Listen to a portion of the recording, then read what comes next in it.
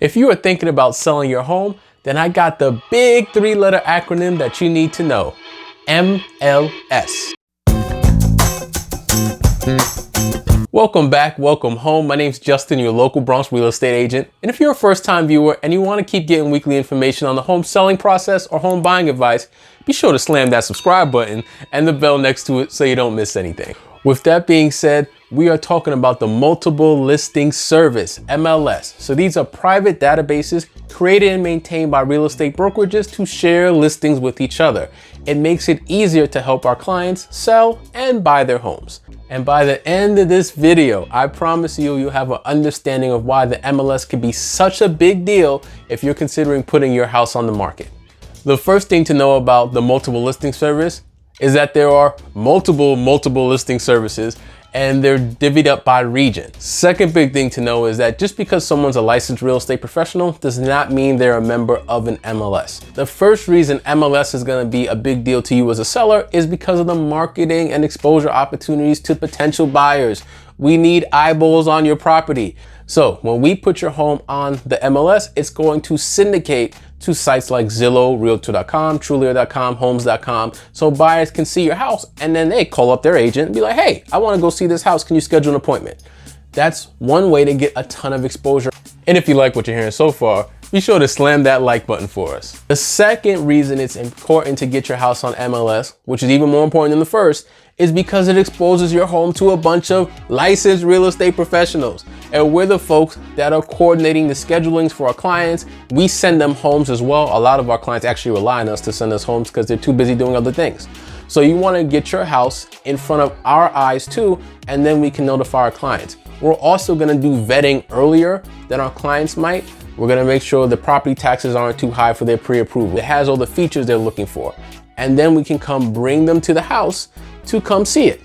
But if we don't see it, and a lot of times our clients are too busy to do searches on their own, your home might go unnoticed. Now, if you have any questions about the MLS or any other ways that we can market and expose your home, drop them in the comments below. I'll get back to you as soon as possible. Now, you might be thinking, hey, I understand why a lot of buyers might not see my home if it's just on Zillow or Trulia.com. They're busy doing other things.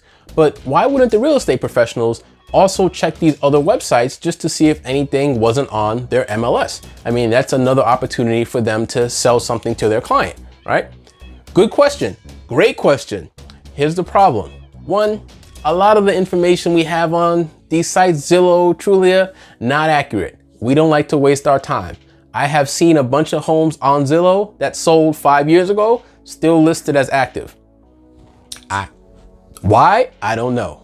But when we go to our MLS database, we have up-to-date and accurate information. We need that so we can help transactions close smoothly. Now, I don't know if I should tell you this, but I promise you the real on real estate, so I gotta say something. The second reason a lot of agents don't go to sites like Zillow or Trulia to look for homes for their clients is we don't know where we're gonna get paid, right? So if we see a house on the MLS, there's already an agreement of compensation laid out there for us, bright as day. So we know going in, oh, the other agent's gonna split this amount of their commission with me. That's independent from whatever agreement might have been worked out with my buyer. I already know what I'm getting on this end. If an agent doesn't see that, that can be a point of contention later on if they have to figure out, well, how am I getting paid? You might see a home listed on Zillow, but that agent might not be offering any sort of compensation to a buyer's agent. You don't know because it's Zillow, they don't have to tell you. You might be looking at us a little sideways after I told you that, but if you put in work and wasn't sure how you were gonna get paid, how would you feel? So with MLS, it makes it very easy from the beginning for us to get a sense of what we're walking into. Now for you as a seller, if you're gonna be meeting with a real estate professional to consider listing your home with them, you can ask them, hey, are you a member of any multiple listing service? And they can tell you if they are, and if they are, they can tell you which multiple listing service they're a member of. They all have different names. Now, if you're asking me, for example, I can tell you I'm a member of One Key MLS, which covers New York City, Long Island, and Hudson Valley, right? And we have over 40,000 real estate professionals who are subscribed to it. So you gotta start thinking in terms of the multiples. If there's 40,000 agents, how many agents will see my home? How many agents will tell their buyer clients about my home?